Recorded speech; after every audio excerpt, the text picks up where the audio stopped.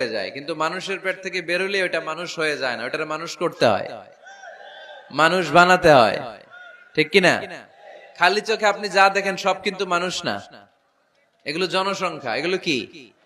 বাড়ছে জনসংখ্যা, কমছে মানুষ।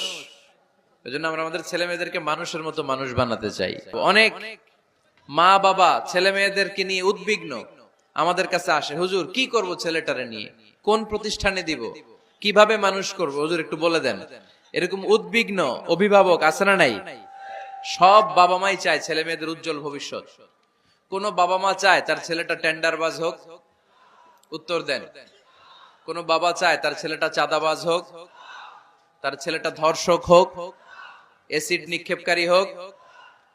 না, চায় না। সব বাবা মাই চায় তাদের ছেলে মেয়ে মানুষের মতো মানুষ হোক।